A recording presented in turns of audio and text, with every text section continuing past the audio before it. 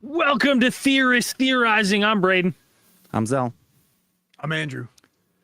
And today, introducing Richard Gage from the San Francisco Bay Area, member of the American Institute of Architects and founder and former CEO of Architects and Engineer for 9/11 Truth. He now leads the charge for a new World Trade Center investigation, along with his courageous wife, Gail, at richardgage911.org. Mr. Gage became interested in researching the destruction of the World Trade Center towers after hearing the startling conclusions of a reluctant 9/11 researcher, David Ray Griffin, on the radio in 2006, which launched his own unyielding quest for the truth about 9/11. The organization he founded, AIA 9/11 Truth, now numbers more than 3,600 architects and engineers, demanding a new investigation into the explosive destruction of all three World Trade Center high-rise buildings on 9/11. Richard, welcome to the show. Thank you very much for coming on. Thanks, guys. Great to be here with you today. Honestly, when we first started podcasting, the destruction of the towers and the whole events surrounding this were the first big thing we got into. And obviously your videos came up many times. And I'm a carpenter, so I'm a low on the grade of builders, but just real low. I'm real low, but just watching how he right away, he said the crown molding would not evaporate like that. That's what he said. crown molding does not evaporate to jet fuel.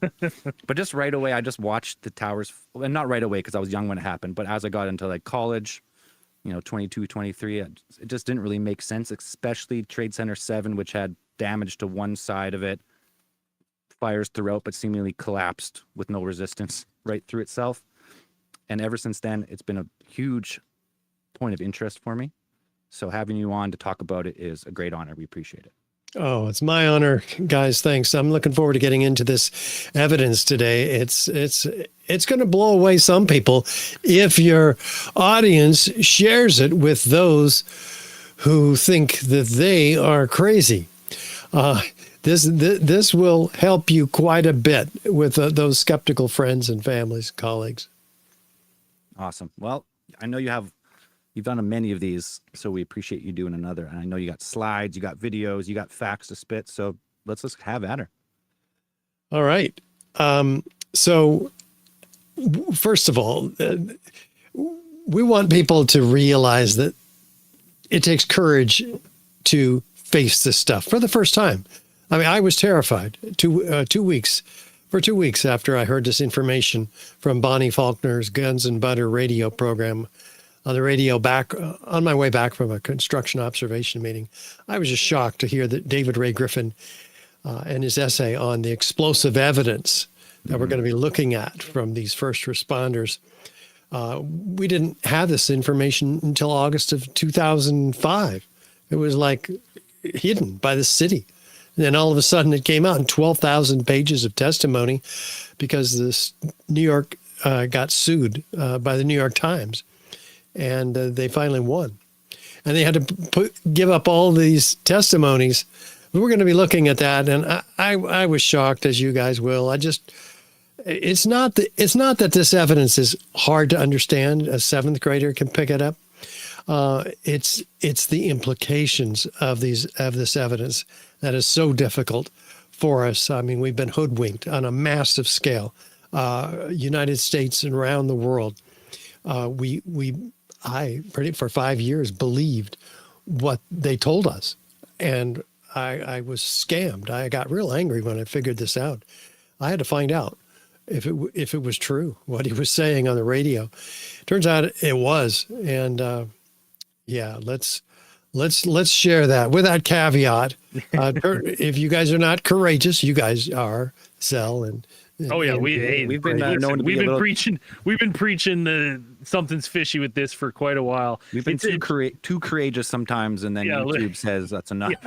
Yeah. The one interesting thing with us, Richard, is like, because you said grade 7 could understand that. I think that's the age I was when the towers fell down. So when they came down, I was probably in grade 7, maybe grade 8. Say that's the intellect level of the podcast. Yeah, that's where we haven't progressed. That too. But the interesting thing for me is, especially with World Trade Center 7, like at that age, it was like this big thing that happened. And I like really didn't become aware that a third tower fell for much later. Years and years later. Someone's like, yeah, that third tower came down that didn't get hit by a plane. I'm like, yeah, right. What are you talking about? Yeah. And then all of a sudden you start digging in. You're like, a third tower came down too? You're like, what the hell happened here? So it's, very excited to get going here. Yeah, right on. So with that in mind, let's look at it. Most architects and engineers know nothing about this third tower that came down. It should have been the most studied structural failure ever. This was the third worst structural failure in modern history, after the Twin Towers, right? This, and yet most of them know nothing about it. It's crazy. This was a 47-story skyscraper. Easily the tallest building in most of our states, about a football field in length away from the North Tower. And when the North Tower went down, and by the way, this building was not hit by a plane. Let's get that real clear. Yeah, no plane even in the vicinity. Yeah, there was one in the vicinity. Well, hit the North Tower 100 yards away. What? And some people say, like, there's speculation that maybe that one that the passengers fought back, maybe that was destined for coming to here. I mean, we won't go down that route, but good point. That's right. some of the Like theories 93. that we've heard is that, maybe that one was earmarked for this tower, and they're like, well, it's got to come down now. We already, we already planned it. Well, there was a little bit of damage to the building, but NIST, by the North Tower when it came down, it wasn't even little. It was a fair amount of damage. The NIST, the National Institute of Standards and Technology, who was tasked by Congress to explain these collapses to the American people, they said this was not a significant factor in this building's collapse. Well, let's look at that collapse. Here's the east penthouse on the upper left. It collapses in an isolated event 6 seconds earlier than the global collapse, which looks like this. God. Straight down, uniformly, symmetrically into its own footprint. If you showed anyone that video and didn't tell them what it was, you go, what is that? They went, Demolition. demolition? Absolutely. Yeah. It's like the old Vegas casinos. I know, but here's how they explain it. What we found was that uncontrolled building fires caused an extraordinary event. The collapse of World Trade Center 7 was primarily due to fire. Primarily due to fires. Well, let's look at those fires. I mean, these are the worst fires that we have any evidence of. And they are few, they are small, and they are fairly scattered throughout the building. Well, What? sorry to interrupt, but like that's what right here, which is insane to me, because high rises are built of like non-combustible materials, fire resistant materials. That's They're called type 1 fire protected structures. Yeah. Type 1 and type 2, right? And as someone who works in that field, like we fight high rise fires from the inside, right? Yep. Like that's that right there. We would go interior on that building. Well, we said zero concern firefighters of collapse. up there. Absolutely. They had no concern of collapse at all. And yet this building came down by these fires.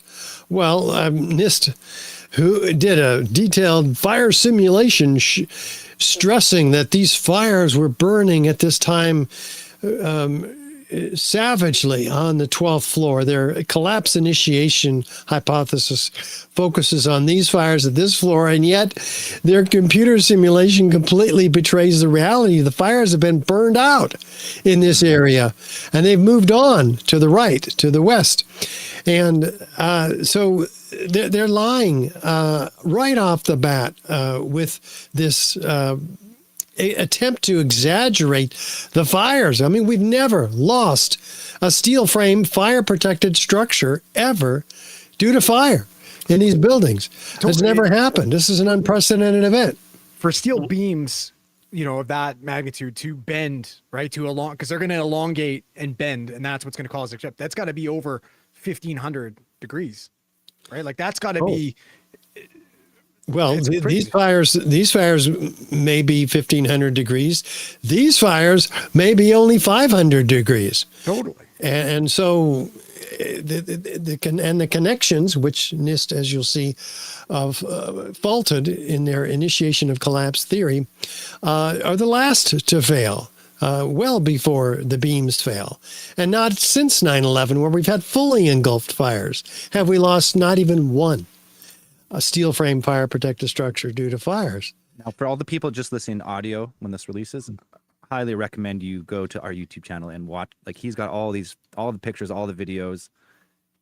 He came I prepared. write 42 stories, 24 stories, 30 plus stories, fully engulfed in fire, fully engulfed, Still Yeah. standing. standing fine. Well, I mean, they're not fine, obviously, but they're standing. So Except on 9/11, we had not 2, but 3 protected steel structures collapse completely due to fire. Richard, And one not question- hit by a plane.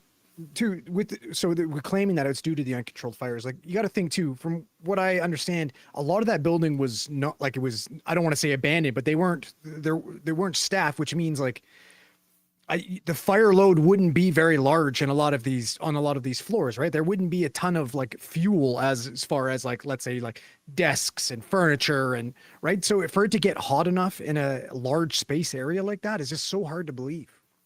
It is. The NIST's evacuation records show that this building was probably only half occupied.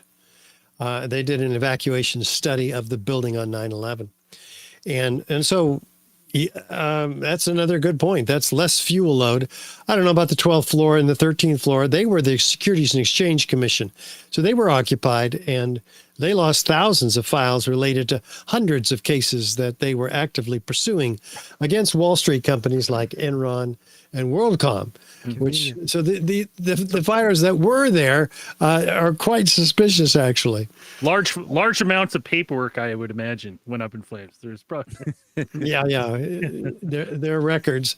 And so we have to ask, well, what does it look like? Well, look at Building 7 on the right, a series of known controlled demolitions on the left. Is there any similarity? they fall at the exact same rate. It's insane it's insane to watch side by side and tell me that World Trade Center 7 is anything but that. well, it's so crazy because you can see like almost the center of the building fall in just before the rest. Like, you watch like there's like the antenna on the top of WT7, and they kind of fall first, and then the whole thing just like follows it, like right Yep. right And through the when- path of greatest resistance, which is against all physics we know. Like just straight through itself. That's right. The core columns fall first a half a second prior to the overall collapse. In fact, I'll bring that out. Well, do you see it here? No, you don't see it here.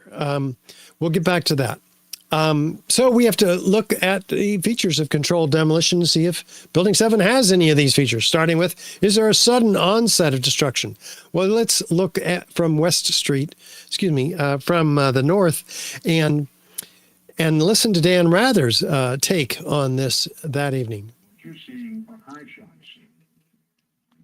Now, here we're going to show you a videotape of the collapse itself. Now go to video. Oh, there's the center.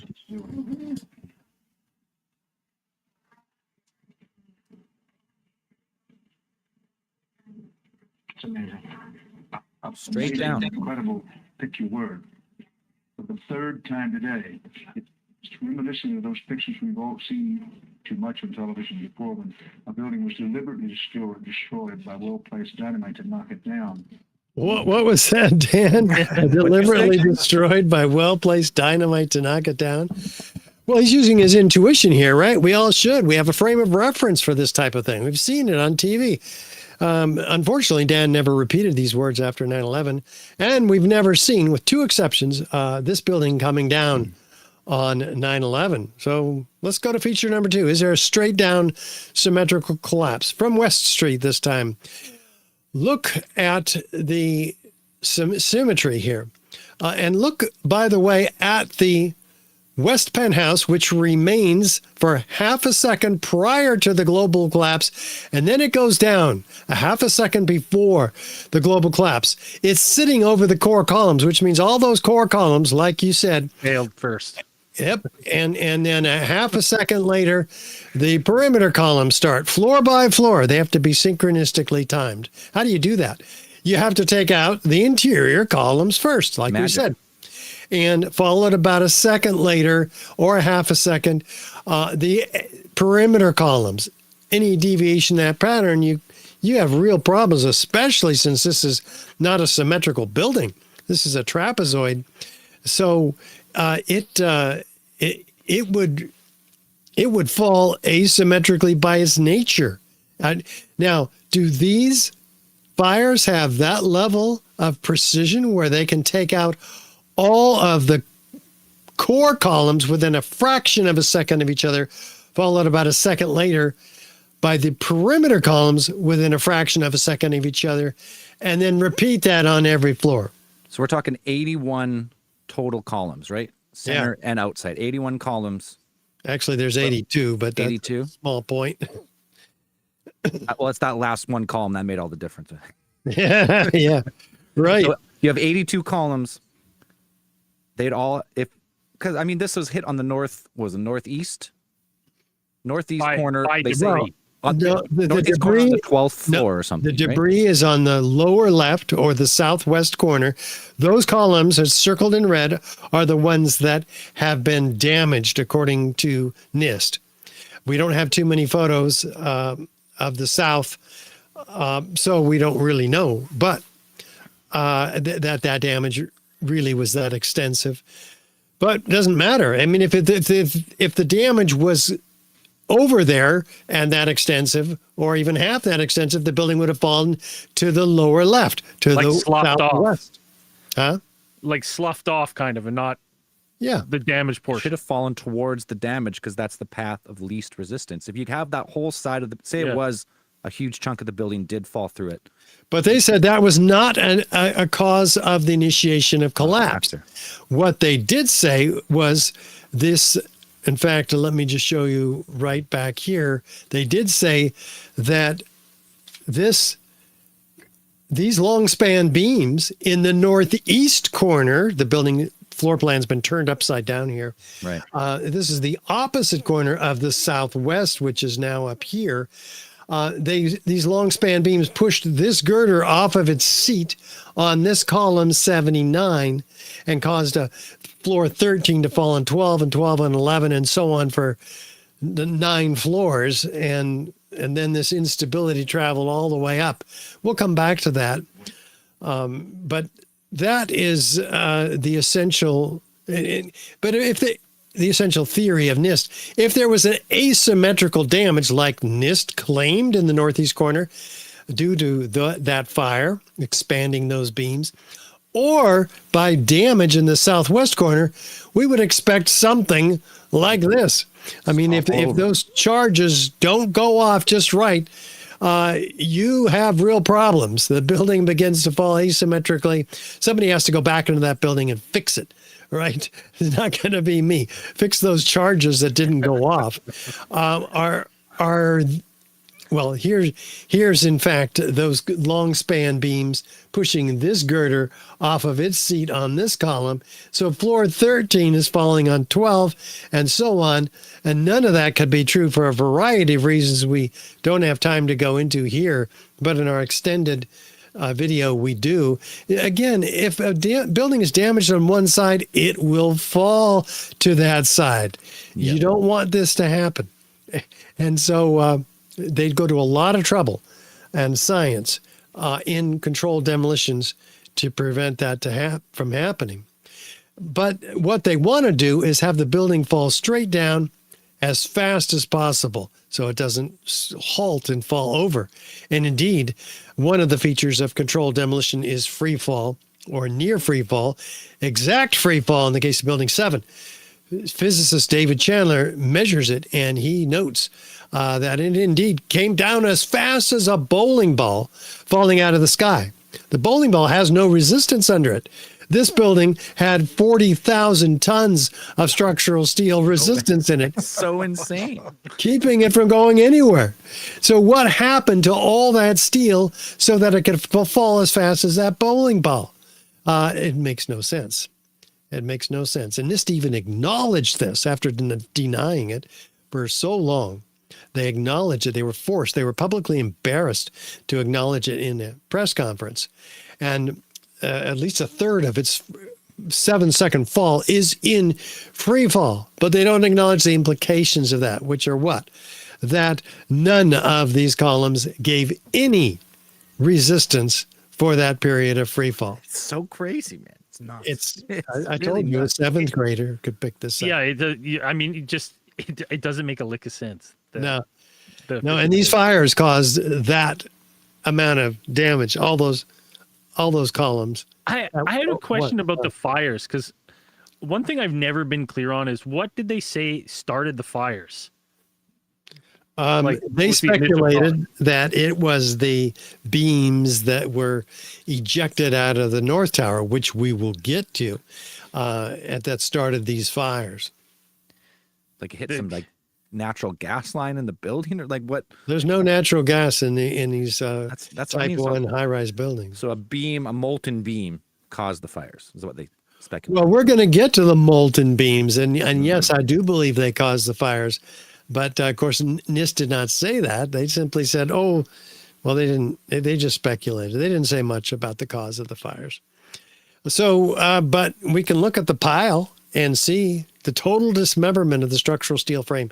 We had a 47-story moment-resisting steel frame building that where the columns and the beams are very rigidly welded to each other, especially at the perimeter columns, and they just all gave way.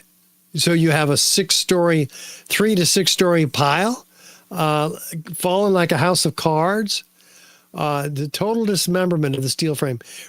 Buildings that fall naturally, like in this case, earthquakes, they fall over to the path of least resistance. The columns and beams are not severed one from another. The concrete is not pulverized to a fine powder.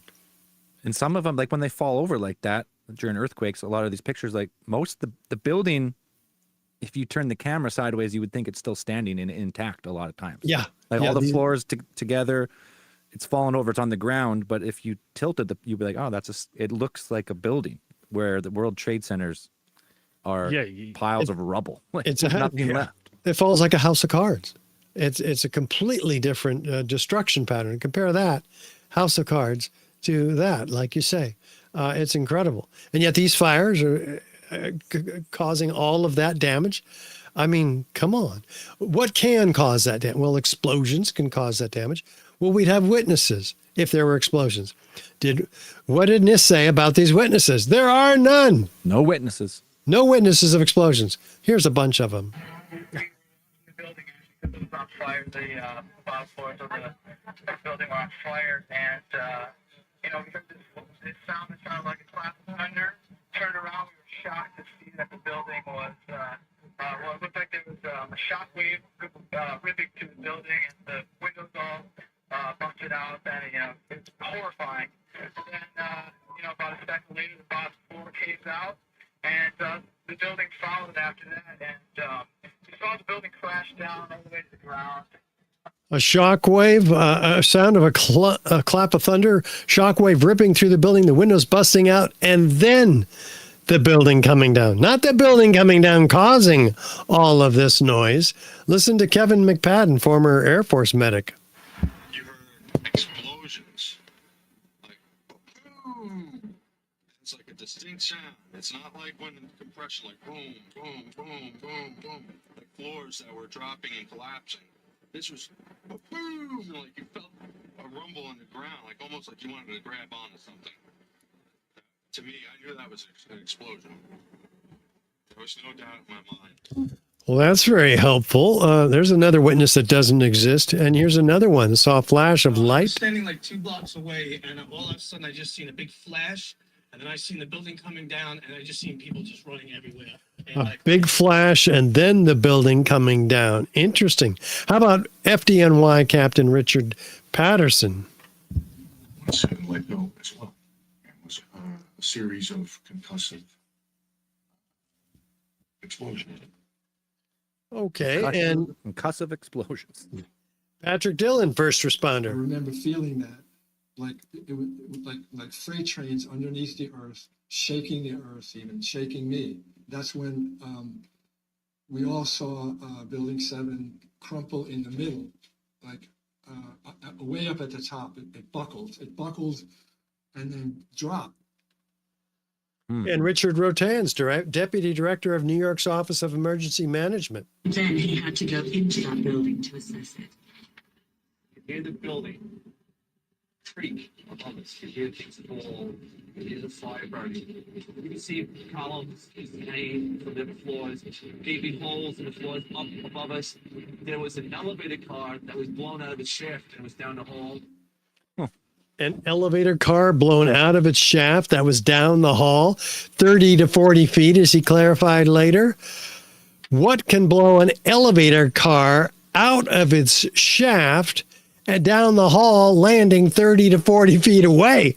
This is not damage from the southwest facade, from the beams that hit the outside of the building here in Building 7.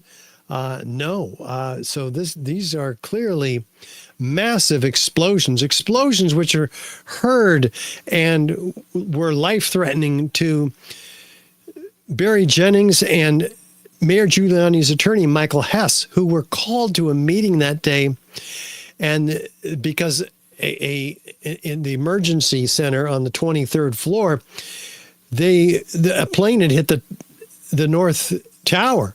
So they were called to this meeting, and before the plane hit the second tower, the building had been evacuated, and these guys didn't know it had been evacuated. They're going up into the building. They got to the 23rd floor. They were told to get out of there. And this is their experience on the way down. Started walking to one side of the building. The other side of the building was gone. The first explosion I heard when I was on the stairwell landing. When we made it down to the 6th floor. Then we made it back to the 8th floor. I heard some more explosions. What's the sound? Like a boom. Like an explosion. More than one? Yes. We started walking down the stairs. We made it to the 8th floor. Big explosion. Blew us back into the 8th floor. When we get outside, police officer comes to me and says, you have to run. We have more information of bombs, so you have to run.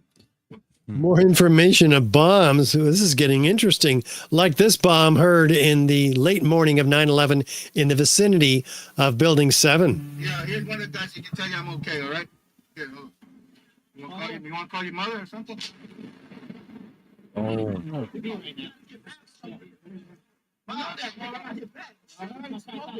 worry about me. Seven's Very exploded. interesting. Go ahead.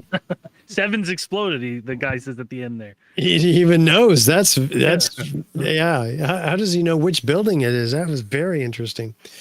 Well, what do the experts say? Here's one of the top European controlled demolition experts. Danny Jowenko is the expert on this in Europe. What did he say? Dit is controlled demolition. Zeker weten. Zeker weten. Er is nagesprongen. Dit is in opdracht gebeurd. Het heeft een team gedaan van experts. So it's a hired job done by a team of experts. It imploded. Yep, professional work without a doubt. He says, he was killed, by the way, the day before the final report came out on Building 7. His car was wrapped around a tree, similar to Michael Hastings. Is that the guy whose electric car went out of control? I don't know if it was electric or not. He had like a Mercedes Benz that just went to a crazy rate of speed, right? Yeah. His car was hijacked. Most people have agreed to, and so we have to ask: I remember. What about the structural engineers? Like 36 of them. One of them is Kamal Obeid in UC Berkeley. A localized failure in a steel frame building like World Trade Center 7 cannot cause a catastrophic collapse like a house of cards without a simultaneous and pattern loss of several of its columns at key locations within the building. That's a very conservative statement. Does that sound like something that those fires are going to do? No.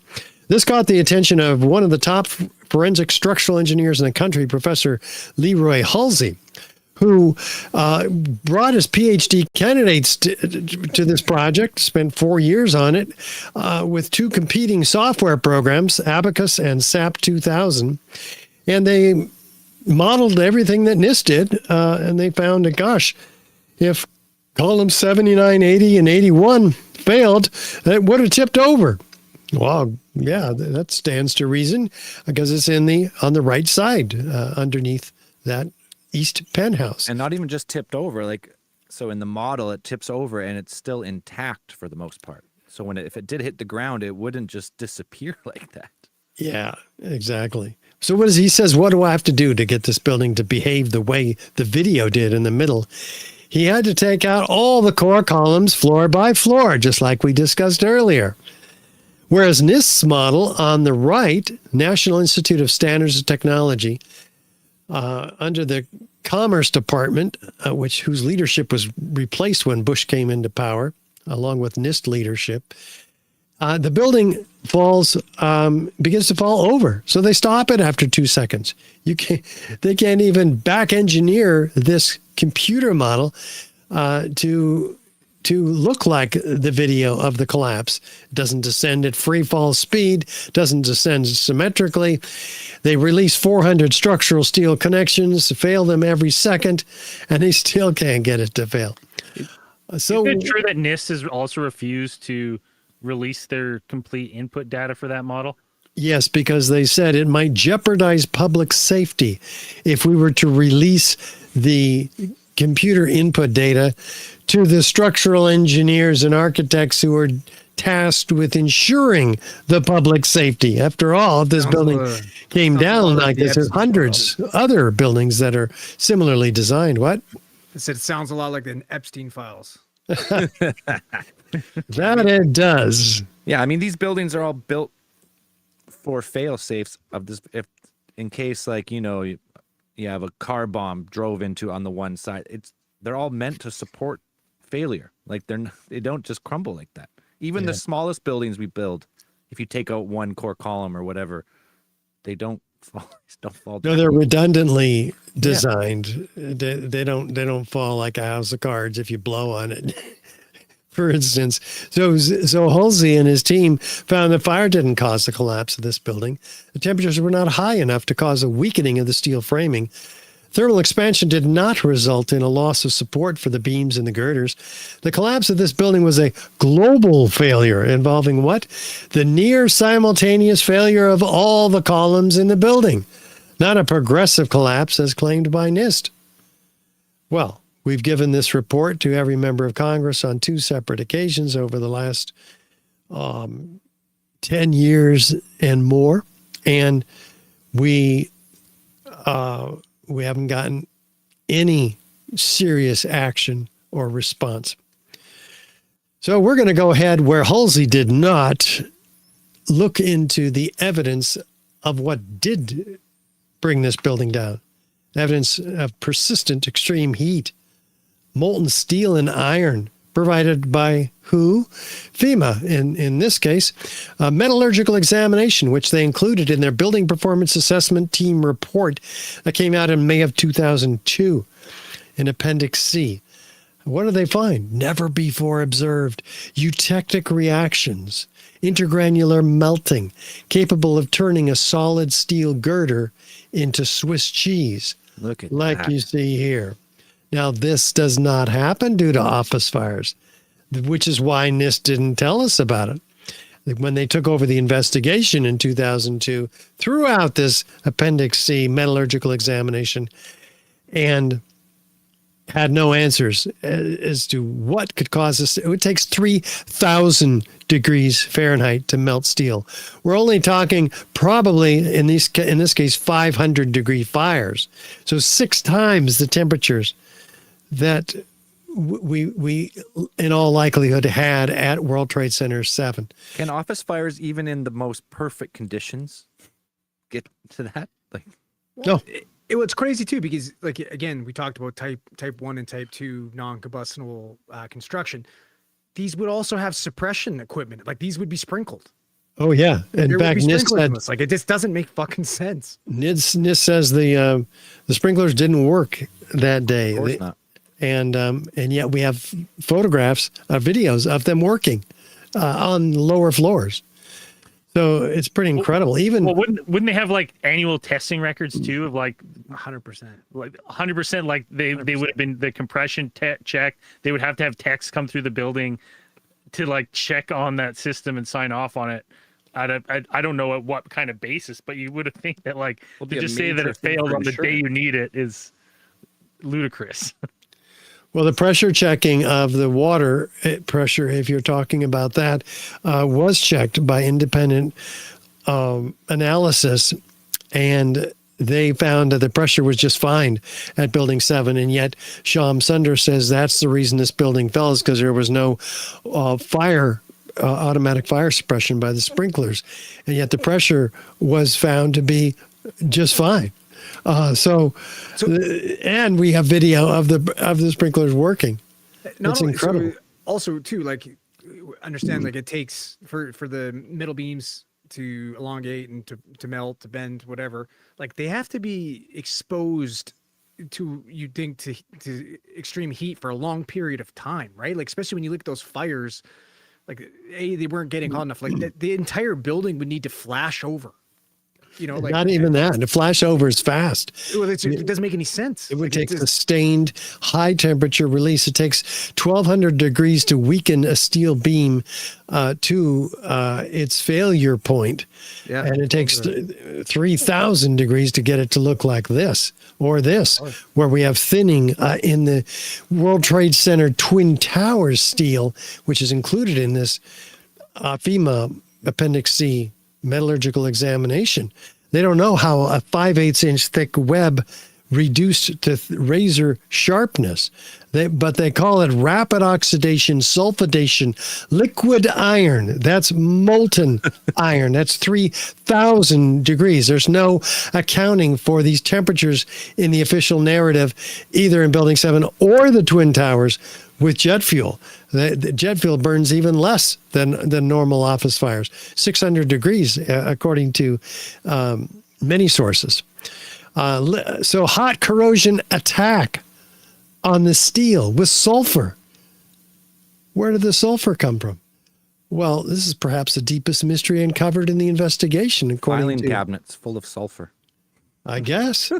NIST says, gosh, the sulfur might have come from calcium sulfate, which is gypsum board. Wait a minute. Gypsum board has been used for 100 years to protect steel from fire. It's never It's turned not around combustible. and attacked the steel, and it's certainly not combustible. So one of the authors of this report, Jonathan Barnett, fire protection engineer, says steel members in the debris pile appear to have been partly evaporated in extraordinarily high temperatures. Evaporated steel. So Wait is a it? minute. So they're saying that maybe, perhaps, to give them the benefit of the doubt, someone wrapped the steel beams with too much gypsum board. Right? Yeah, that's the problem. And that with the fire is like, yes, at the right amount used, it's fire retardant. And you can't. It's non-combustible. But if you use too much, the iron then it turns into molten lava. Yeah, you Like, got to it's be the real completely careful with that opposite. stuff. Yeah. Yep. Okay. Well, it takes 4,000 degrees to evaporate steel. Where are we getting these temperatures? Not from jet fuel, not from office fires. And we can tell the temperature of molten, dripping material from the crab claw excavator by its color. Its emissivity tells us we're exceeding 2,500 degrees here. It looks like a foundry. Yeah, Yeah. that's exactly what it looks like. Yep. You don't get this from office fires. Office fires at the very worst, mathematical, worst case, experimental models, they use the 1,830 degrees Fahrenheit. We're still half the temperatures that they've been documenting here. Jet fuel burns maybe 600 degrees Fahrenheit. Others say 1,800 degrees. Still, we're half the temperatures at that higher rate than than what it takes to melt steel. What can melt steel? Can thermite melt steel? Can in my video games. Oh, let's see. An incendiary used by the military, thermite is a compound of iron oxide and aluminum, which when ignited sustains an extreme heat reaction, creating molten iron. In just 2 seconds, thermite can reach temperatures over 4,500 degrees Fahrenheit, quite enough to liquefy steel. We know that open-air fires cannot burn hot enough to melt steel, but metal had melted at the base of the towers. Appendix C of the FEMA report describes sulfur residues on the World Trade Center steel. The New York Times called this the deepest mystery of all.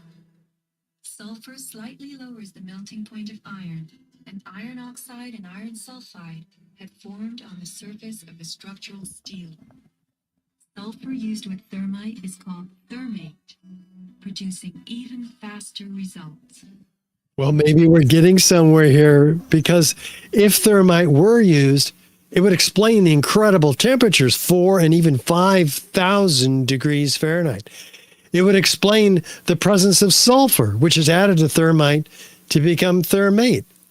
It would also explain the other mystery element found in all the World Trade Center dust, the evidence of ignited incendiaries, which all of this is found by who? The U.S. Geological Survey. In their particle atlas of the World Trade Center dust produced in 2005, they find what? Billions of previously molten iron microspheres.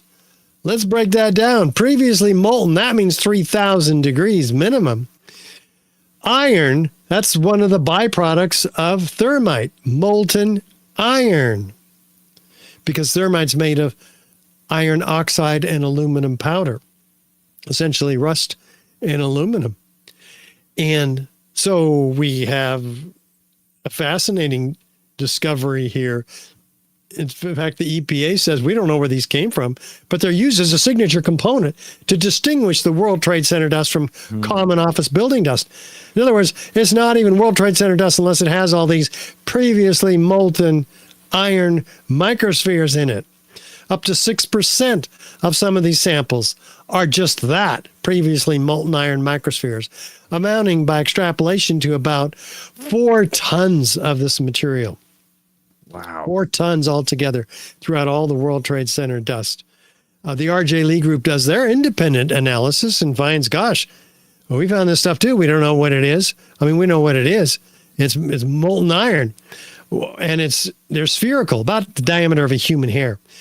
We know that they're formed during the event, not before, by the iron workers welding the building together, not afterward by the iron workers to cutting the building apart, but during the event. Well, where do they come from? We could do an experiment.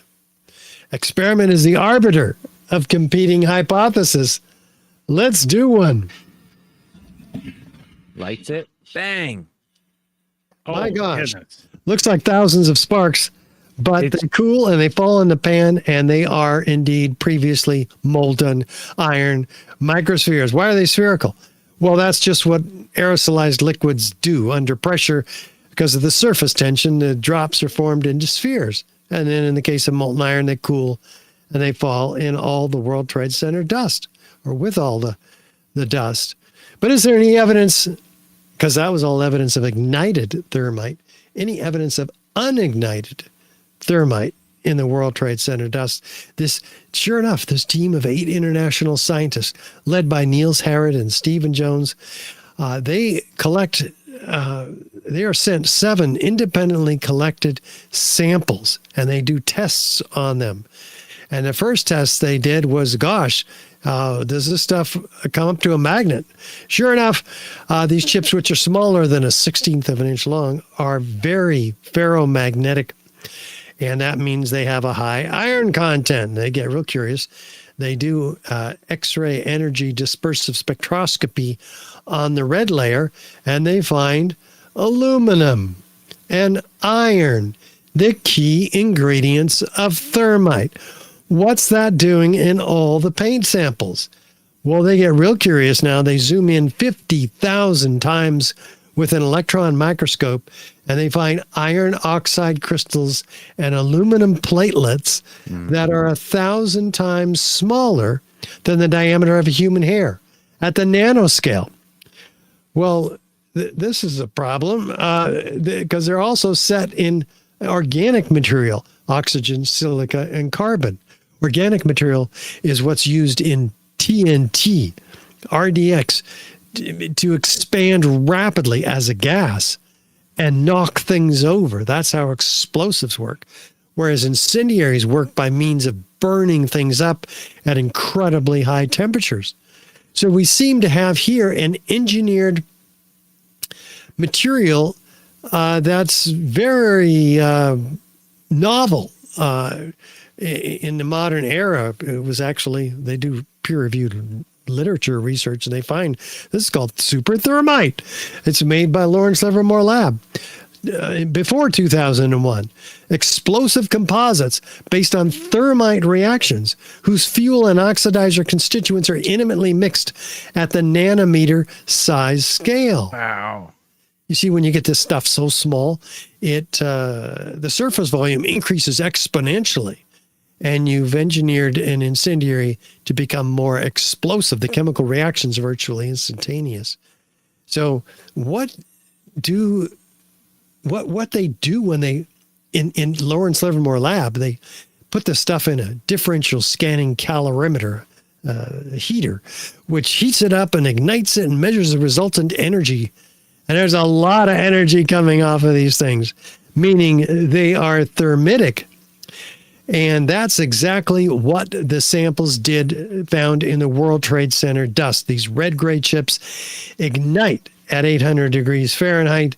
And what do you imagine they produce when they ignite?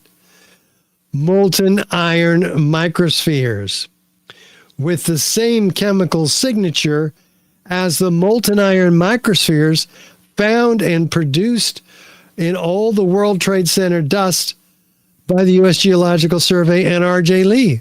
So we know exactly where those previously molten iron microspheres came from.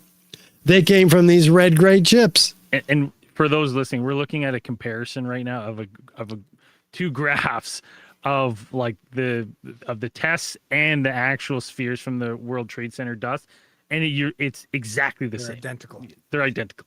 Yeah, absolutely identical. As if we didn't know where those spheres came from. They are actually found attached to partially ignited red-gray chips, as you see here and here. Paint doesn't do this.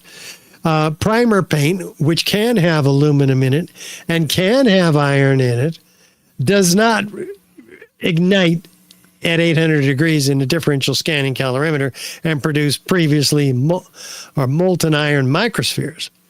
No, this is very sophisticated stuff. It's made only in the most advanced defense contracting laboratories. And so this is a peer-reviewed paper in the Bentham Open Chemical Physics Journal.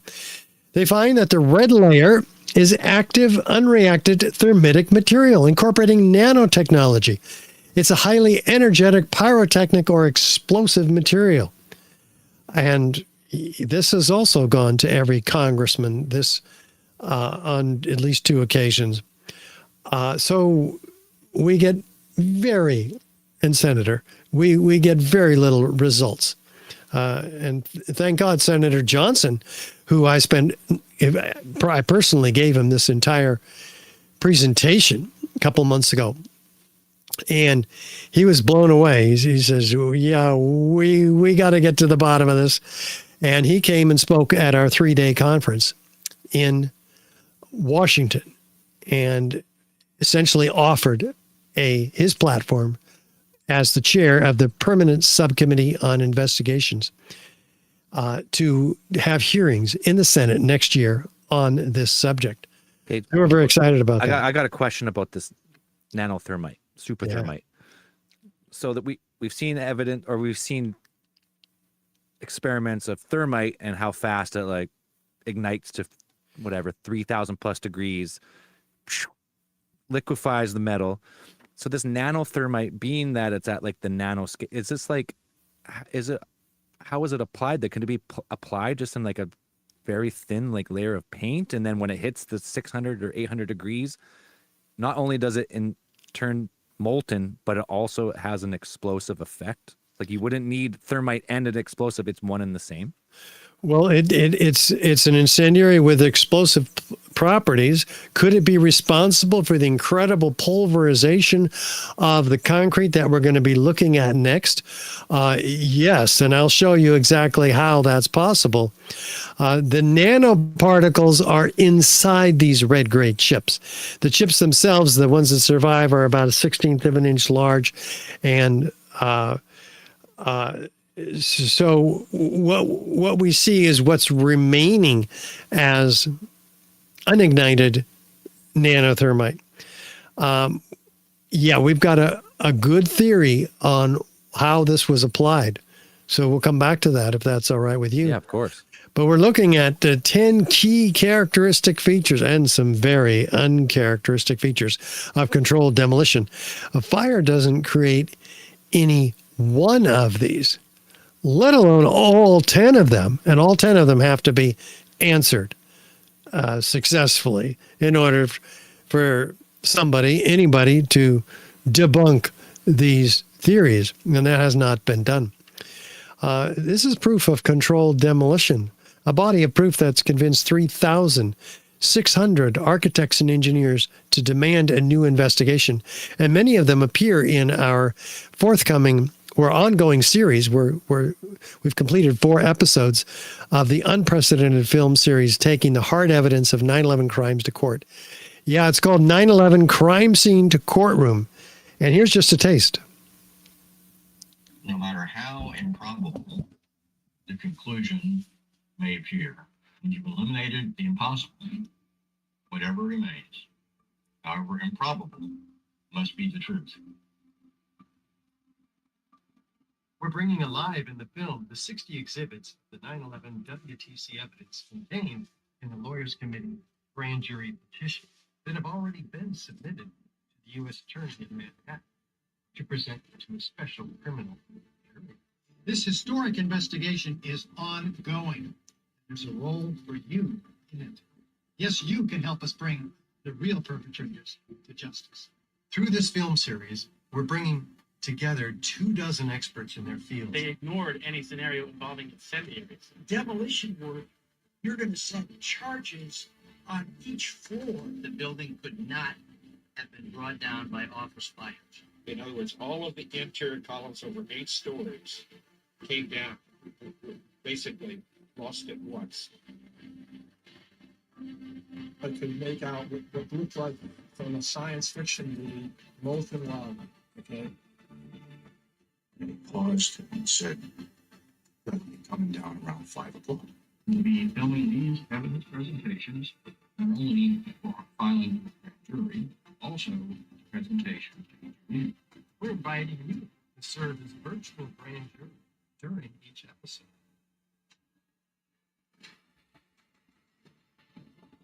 Oh, yeah. So you're Yep. getting somewhere with it. And we're what? You're getting somewhere. Oh, yeah, this is incredible. The grand jury will be getting these episodes and we'll format it specifically for them and giving it to a federal judge to provide as a supplement to the 60 exhibits already provided by the Lawyers Committee for 9/11 Inquiry, with whom I am partnering to create this film series. It's very exciting. If episode 5 comes out within a couple of weeks, we're very excited. And it will have the Twin Towers evidence in it as well, because we have to ask now, if Building 7 was a controlled demolition, it happened on 9/11, do you think it's incumbent upon us to look at the evidence for the Twin Towers and see if possibly they were controlled demolitions? After all, look at them.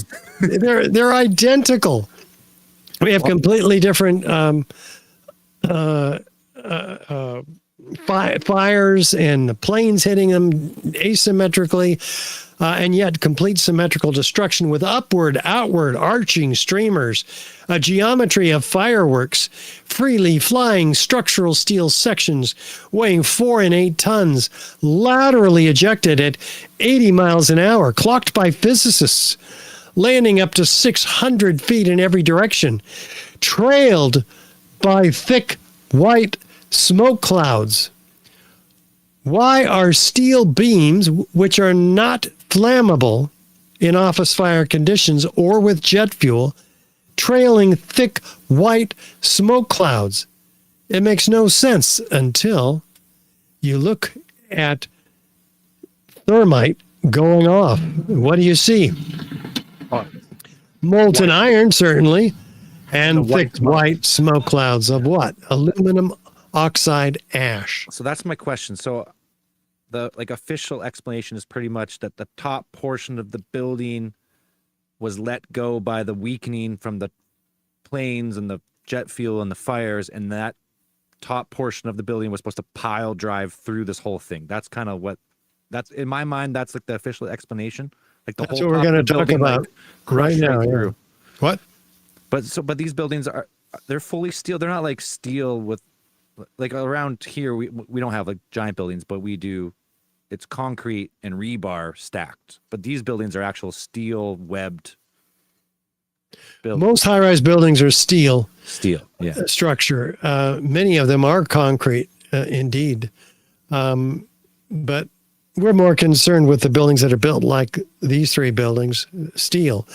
So we're going to take a walk through the evidence of the Twin Towers and find out, does it have any of those features of controlled demolition, beginning with feature number 1. Is there a sudden onset of destruction?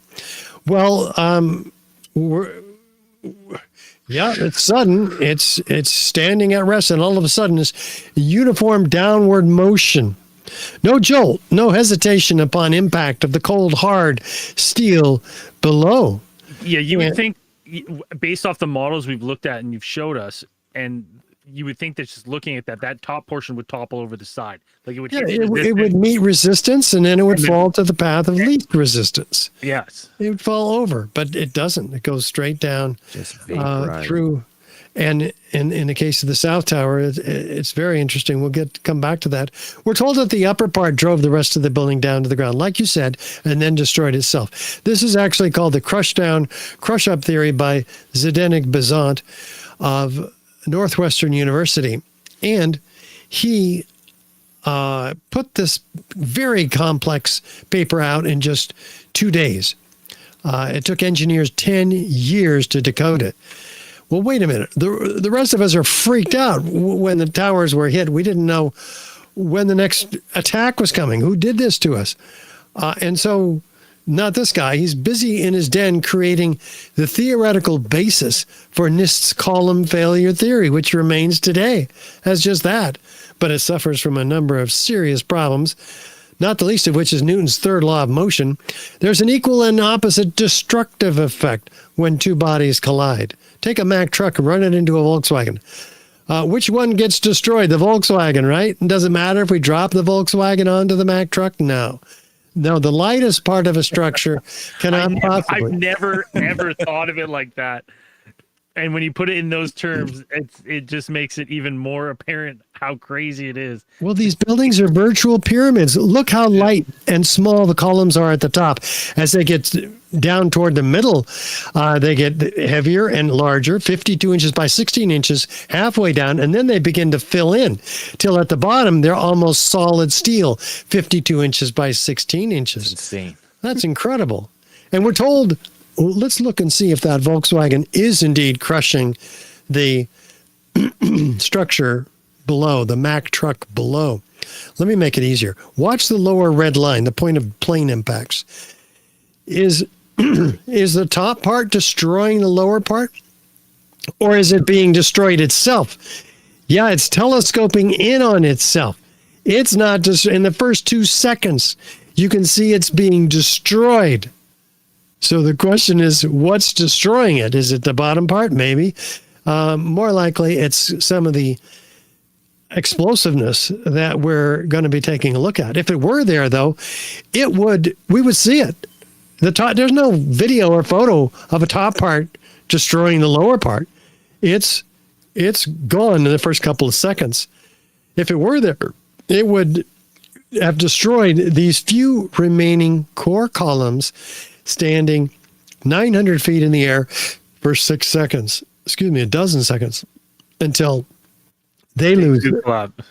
And then they drop through the smoke, leaving. Look at that column. Leaving it behind. And not only that, it just like straight down. When you see the smoke, you think it's like concrete dust, but it's steel evaporating. Well, it's steel that's falling through the smoke that's still burning on it. And that's very evident, as you can see the top piece falling frame by frame through that smoke. Some say it's turning to dust, steel dust, but there's no steel dust in the dust. The directed energy weapons theory is bogus and proved wrong, and we'll come back to that. But let's compare it to a volcano. On the left, well, yes, which one's which? It's kind of hard to tell, right? Upward, outward, arching streamers, a geometry of fireworks, freely flying solid, molten objects, trailed by thick, white smoke clouds. The analogy is literally perfect. And yeah, that volcanic eruptions on the right. So no, this is not an upward section driving the rest of the building down to the ground itself. What's going on here? Outward explosions, leaving that column structure 900 feet in the air for 12 seconds. Well, you can see as the top portion supposedly crushes down, you see outward explosions below where it's supposed to be falling. And they're like, oh, that's air pressure or whatever blowing the windows out. But it's violent explosions. Yeah, the windows are gone by this time. Yeah. But we'll come back to the squibs and look at them because they are coming out through some of those windows. But let's look first and see what we have in the way of witnesses. Again, NIST says there are no witnesses of explosions. Well, here's 156 of them. 12,000 pages of testimony produced by the first responders, and these among them are talking about sounds of explosions, hearing explosions, seeing explosions, feeling explosions. All of these testimonies are on the New York Times website because the city of New York, as I mentioned earlier, finally had to release them. Well, Graham McQueen read all 12,000 pages. He's a very patient man. We felt the ground shake, one of them says. You could see the tower sway, and then it just came down. Again and again, you're going to hear the specific order of events. They're hearing something, they're feeling something, they're seeing something before the tower collapses. All of a sudden, the ground just started shaking, felt like a train running out of my feet. The next thing we know, we look up and the tower's collapsing. Shook my bones shortly before the first tower came down. I remember feeling the ground shaking. I heard a terrible noise, and then debris just started flying everywhere. I saw flash, flash, flash at the lower level of the building. You know, like when they demolish a building? I saw a number of brief light sources being emitted from inside the building between floors 10 and 15. He saw about 6 of these brief flashes accompanied by a crackling sound before the tower collapsed. I saw low-level flashes. I saw flash, flash, flash, and then it looked like the building came down. An explosion appeared at the very top. Simultaneously, from all 4 sides, materials shot out horizontally. And then there seemed to be a momentary delay before you could see the beginning of the collapse. Now that is a good witness. This fire chief is an expert witness. Like all of these, there was an explosion in the South Tower, one floor under another. When it hit about the 5th floor, I figured it was a bomb because it looked like a synchronized, deliberate kind of thing. Well, interesting. Let's look and see if there's feature number 3, a straight down symmetrical collapse. Well, the South Tower begins to tip over, interestingly. So we have asymmetrical damage from this part that's falling off the other building at 22 degrees. We have asymmetrical damage from the fires. We have asymmetrical damage from the broken columns from the planes. How in the world, then, do we get complete symmetrical destruction all the way around each face of the building? Like the firefighters describe. What? It looks like it's machine gun explosions is what it looks like. Oh yeah. If we zoom in on those, you'll see just that in this looped video. You'll see about a dozen of those explosions. Do they have any, do they just deny the sounds of explosions, or do they have an explanation for it? Well, yes, they deny them. And even though we have physical evidence of explosions, which we go into some detail in our... I mean, I'm looking at it. Yeah, well, you can see, like, that's what I mean. And you have I don't know how many bystanders stating they heard the sounds of explosions, and you go through what would be in the building that would cause, they don't have any type of natural gas. They don't have any, what would be in an office building that would cause, the explosion sounds. It just doesn't Nothing like this. So we're talking floor by floor. These can only be pre-placed explosives in the exterior structural steel system. So it's incredible. It's very obvious what's going on here. To anybody, who's has half of an open mind. And especially here where we have isolated explosive ejections, feature number 4 of controlled demolition. These are called squibs in the demolition industry, and they're occurring 20 stories down below the zone, 40 stories down below the zone of destruction. There's no accounting for these isolated explosives whatsoever, even 60 stories down below. What's causing these? Why do we see a dozen of them shooting out the left side of the south tower as it begins to lean to the right? Its structural integrity is being undermined. It's turning to almost like sand instead of a rigid body that continues its angular momentum, and it can't do that. It can't roll off. What do they claim? I've heard that they say it's compressed air from the floors collapsing, and is that what it is? That's what they say. I have heard that, and but it makes no sense. There's no compression of the building here. The break is down at the plane impacts, 40 stories down, and at the bottom of the frame here. So these are explosions which are obviously not wired, because this building is actually breaking and these explosions are going off at the same time. So the wires probably would have broken. So we're talking about wireless technology here, which is obviously not inconsistent with the time frame of 9/11. So how fast is the building coming down? Feature number 5. Well, it comes down almost at free fall.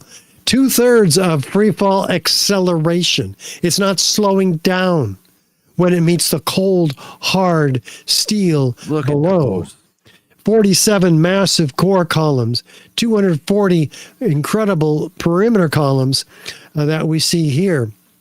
It's not even slowing down.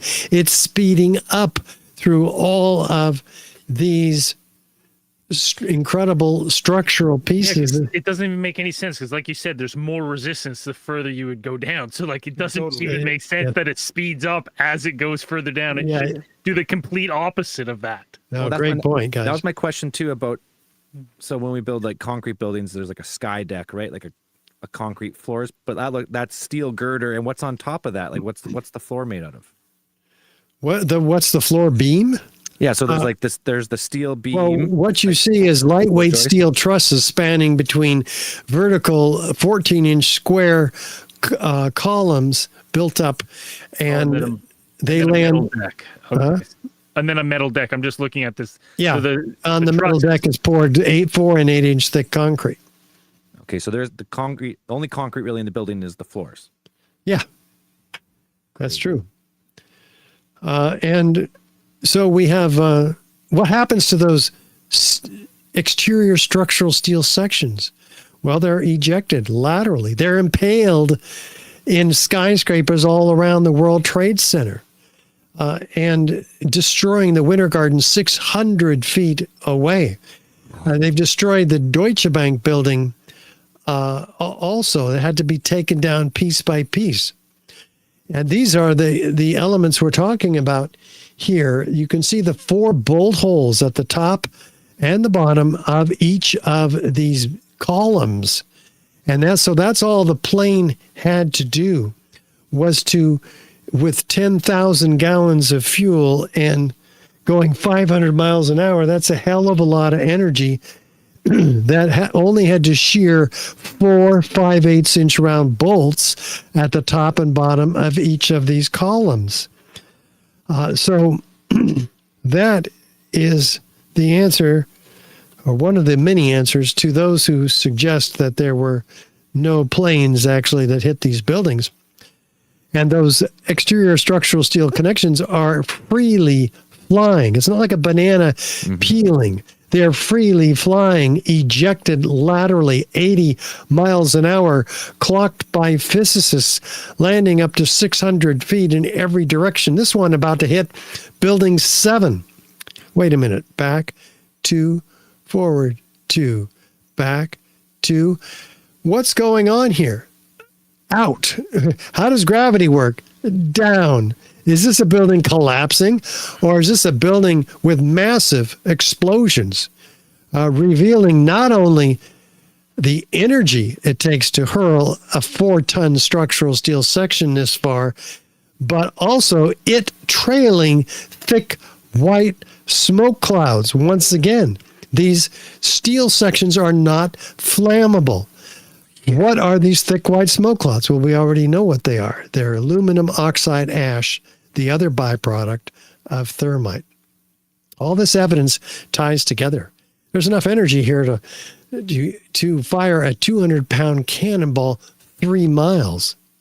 And that's a lot of energy. And there's a lot of cannonballs here, up to 1,400 foot actually diameter around each of the towers. Well outside the boundary. The entire complex is just World Trade Center. Yeah, beyond. And by the way, if 100,000 tons of steel framing is distributed outside the footprint, what's crushing the building?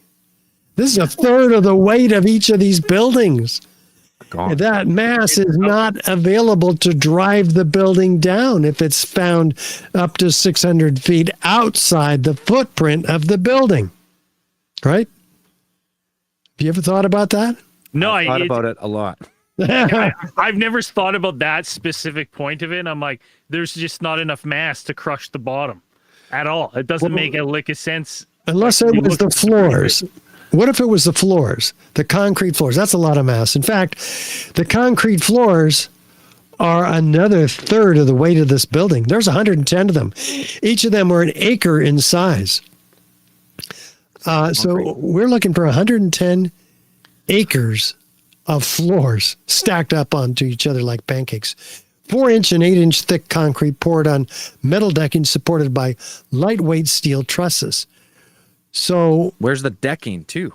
Yeah, well, the decking and the trusses, where are those? We see a 6-story pile of miscellaneous metal at the base of the towers. Well, in a real gravitational collapse, we're going to be looking for pancakes like this earthquake in Mexico. In a real gravitational collapse, like this 33-story building in Bangkok, we're going to be looking for 33 pancakes, right? Look at those guys in the lower right. You can see how tall this pile is in just a 33-story structure. We're talking, what, 7 stories here. Compare that to the Twin Towers. 110 floors should have been 3 times, more than 3 times, or exactly 3 times the height of the Bangkok building on the right. And yet it was 3 times less. So we have like barely a 6-story pile of rubble out of a 110-story building. Yep. And a real natural collapse gives it away immediately. What happened to all that concrete? Let's see. Oh, there it is. Pulverized in midair. 90,000 tons of concrete pulverized before it develops its kinetic energy, crashes on the ground, and breaks up. What can pulverize concrete? Well, high energy explosives can pulverize concrete. Turns out that heat can also pulverize concrete. 1,500 degrees Fahrenheit heat can cause the white powdered decomposed hydration products, meaning gravel, aggregate, sand, and cement powder. That's what you get when you heat concrete to 1,500 degrees. And the Fire Safety Journal says 2,200 degrees concrete's completely decomposed. Well, guess what? We had 4,000 and 5,000 degrees Fahrenheit. What can that do? Can that do this? And then that concrete spreads throughout lower Manhattan in a blanket 3 inches thick. Well, wait a minute. If the concrete is pulverized and spread over 3 square miles, can it crush the building? Again, this is another third of the weight of that building. It can't crush anything, right? It's from river to river across lower Manhattan. So we have just disproven the official narrative point by point. There's no weight to crush down and then somehow crush up that section in which was crushing down. Well, the whole point of that theory is that the weight of the concrete from the floors above would continuously crush the weight or the floors below it, increasing with the weight of the concrete stacking up on each other. Yep. All the way down. But Exactly. It's gone before it even hits the ground. It's And gone so before it hits the next floor. this theory, well, 12 feet between floors, you have Zdeněk Bazant not only using all that mass fraudulently, but doubling the mass up above and reducing the column strength below by a factor of 3. That's what the engineers found when they decoded this piece of mathematical wizardry. It's completely rigged in favor of a collapse. And yet it remains today as the key theoretical basis of NIST's column failure theory. And it's been refuted by engineers, Tony Zambodi, Richard Johns, Gregory Zudolinski. They submitted their own peer-reviewed papers to the Journal of Engineering and Mechanics by the American Society of Civil Engineers, but they won't publish their challenge. Why? They said it's out of scope. Wait a minute. How can it be out of scope to publish a challenge to a paper previously published in that journal? That's what we do in peer-reviewed science. Yeah, I mean, buildings designed for airplane crashes, right? Like a pencil through a screen, I think the guy was quoted as saying. Yeah. And all these people dead because of the building collapse should be priority number 1 for the people, especially the families of the people affected. Out of scope. Exactly. Well, I would say it's out of from their point of view, it's out of scope because if you publish this and that's taken the implications of what that then proves, they're like, well, we don't want to touch this. Yeah. We're not getting involved in this. This is because it would obviously prove that there's a bigger game at play with the government. They're like, we're not gonna dip our, that water's a little too hot for us, boys. Well, it gets hotter. Look where the planes hit. They hit the floors that were previously upgraded with fireproofing, particularly in the North Tower. Wait a minute. This is too much of a coincidence.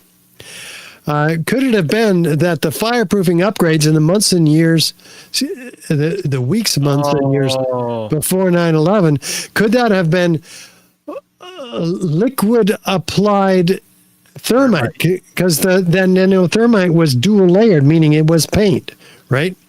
Fluid applied.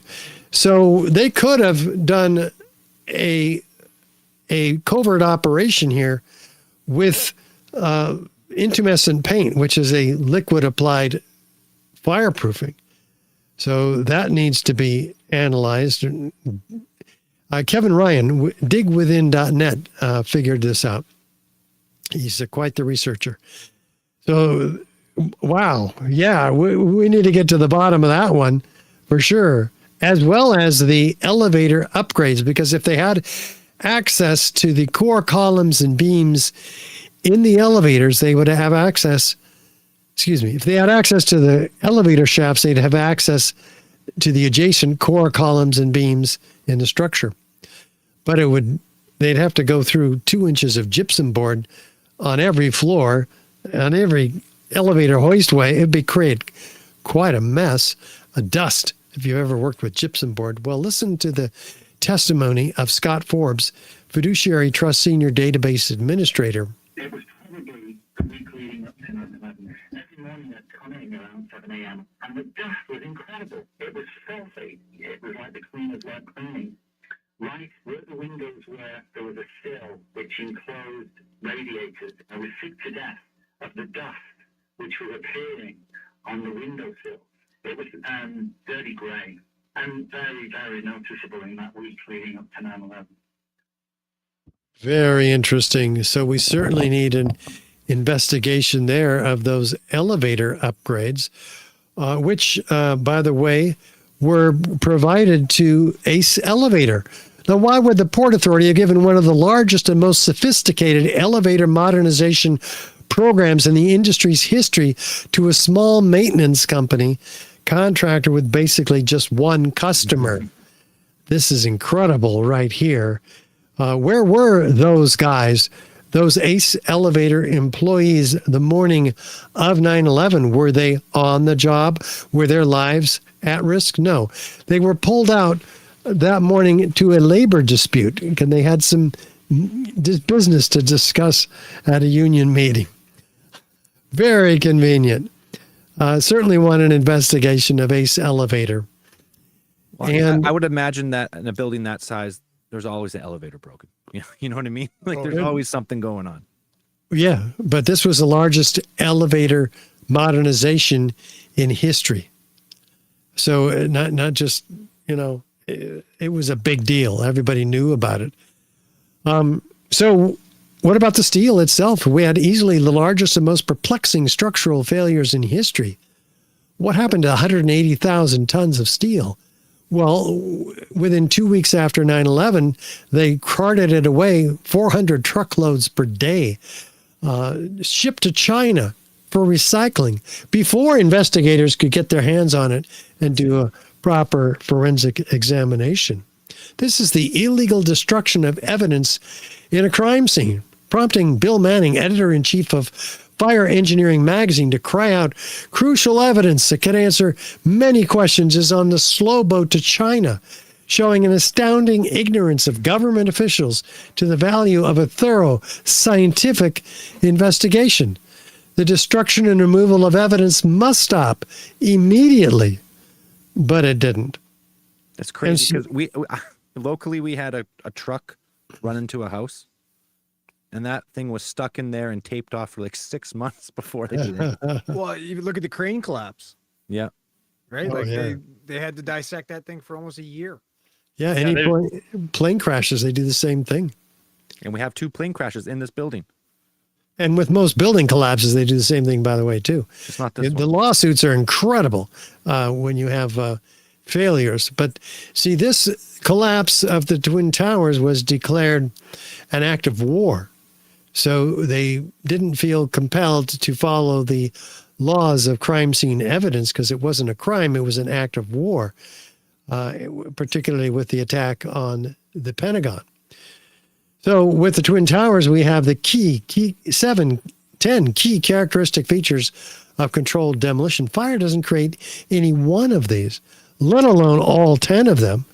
With additional circumstantial evidence and corroborative testimony, this, again, is proof of controlled demolition, a body of proof that's convinced 3,600 architects and engineers to sign on to the petition, and many of them appearing in our Crime Scene to Courtroom series, which we encourage people to co-produce. For $10, you can co-produce 9/11 Crime Scene to Courtroom. For a $500 donation, you can definitely be listed as an executive producer. So we want to give all of you that opportunity as well. and see the other documentaries we've produced. 9/11 explosive evidence. Experts speak out with 40 high-rise architects, structural engineers, metallurgists, chemists, physicists, controlled demolition experts, all laying out this evidence. And the 15-minute documentary just on Building 7, narrated by actor Ed Asner, built for PBS, a quality program that'll get any architect or engineer thinking again. And that's what we want them to do, is to look at the evidence and think. And for this hour-long documentary by filmmaker Dylan Avery, filmmaker of Loose Change 9/11, he has documented the effort by this team of engineers at assisting Leroy Hulsey at the University of Alaska.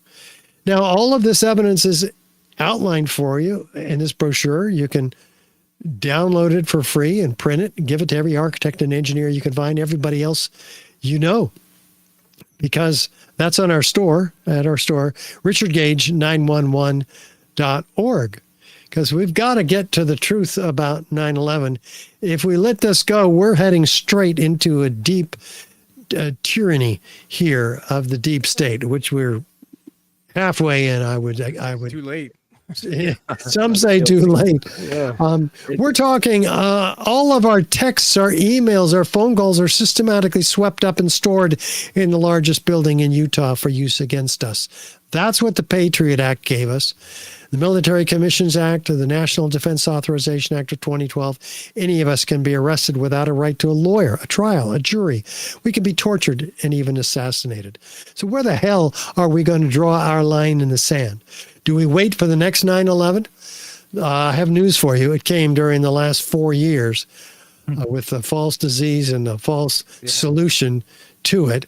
Don't continue to stick your heads in the sand. Guys, get this podcast out. Andrew, Braden, and Zell have done their work. They do it every week or several times a week. And they bring the best guests to you so that you don't have to go find them. So take the podcast and get it out to everybody you know. Speak the truth about 9/11. It's not too late. We can still turn this around if you act now. Thank you, guys. Richard, absolutely amazing. Love. Thanks. Honestly, I could be a 10-hour discussion. But you definitely gave all the biggest points, answered all of our questions. I'm sure our listeners are, if they have never heard about these theories before, are going to be going straight to the website, richardgage911.org. Get all your information there. And now we've come back around on this podcast. We started with 9/11 when we first started going 10 years ago, 11 years ago.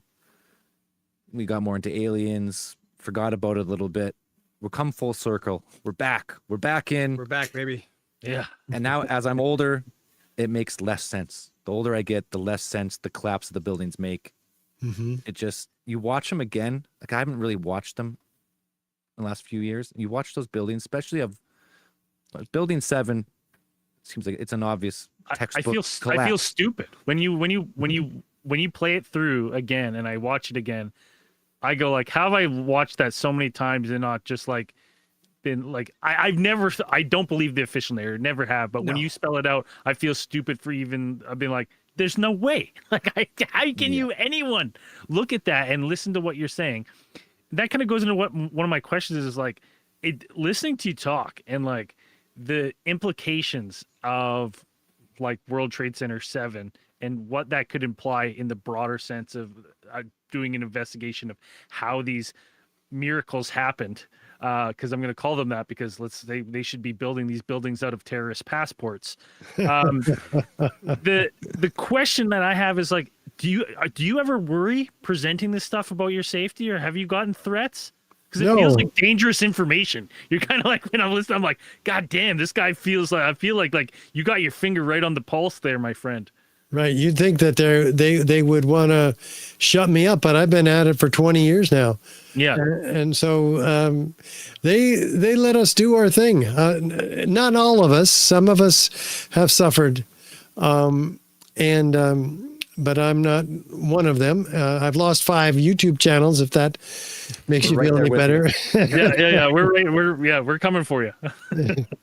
Yeah. on. The other question I had before I just had to note, is there I was trying to look up because I know the NIST report with the single girder that walks off its seat. Is there any animation of those bolts shearing off in sequence? Has anyone ever like reverse engineered to show that specific failure, how it would look in an animation of what they're saying happened? Yeah, Professor Halsey did that. Is it moving?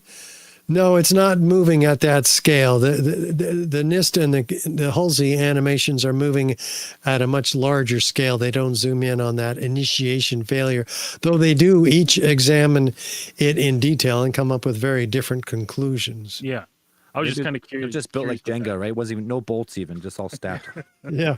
Well, that's what they do in a computer animation. They can just release all those. And of course, like you said, they refuse to release their computer input data for fear that it might jeopardize public safety.